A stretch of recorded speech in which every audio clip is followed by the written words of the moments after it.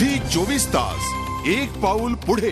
ज्येष्ठ विचारवंत आणि समाजशास्त्रज्ञ आशिष नंदी यांच्या अटकेला सुप्रीम कोर्टाने स्थगिती दिली आहे। तसंच केंद्र सरकारसह 3 राज्यांना सुप्रीम कोर्टाने नोटीसही पाठवली आहे। मात्र नंदी यांचं विधान अनावश्यक असल्याचंही कोर्टाने नमूद केलं आहे। जयपूरच्या साहित्य महोत्सवात भ्रष्टाचाराच्या मुद्द्यावर बोलताना केलेल्या विधानावरून वाद निर्माण झाला होता।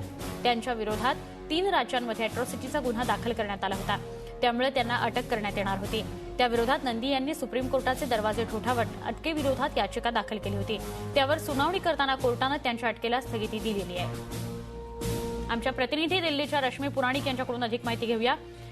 रश्मी, आम्हाला सांगाल, आशिष नंदी यांनी सुप्रीम कोर्टामध्ये धाव घेतलेली होती अटकेच्या स्थगितीच्या संदर्भात। काय याविषयी सविस्तर घडामोड सांगता येईल?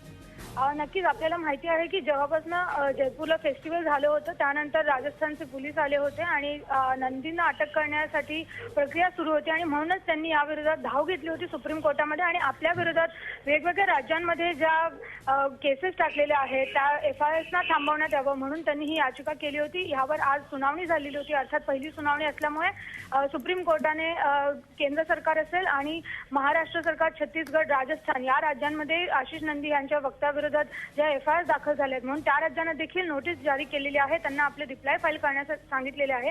त्याच वेळेला त्यांनी आशिष नंदी यांना देखील म्हटलेलं आहे की त्यांची जी वक्तव्य होती त्याची गरज नव्हती, अर्थात त्यामध्ये कुठलंही इतरांना दुखावण्याचं त्यांचं इंटेन्शन किंवा हेतू जरी नसलं तरी असे अनावश्यक होती आणि म्हणूनच त्यांनी सध्या पोलिसांच्या या कारवाईला अटक करण्याला स्थगिती दिलेली आहे आणि इतरांना नोटीस जारी करून त्यांना त्यांचा रिप्लाय देण्यास सांगितलेलं आहे। सुवर्णा, नक्की धन्यवाद रश्मी माहिती दिल्याबद्दल।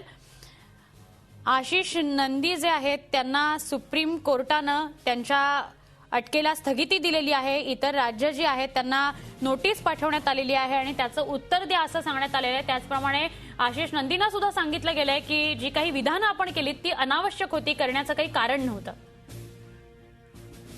झी 24 तास एक पाऊल पुढे।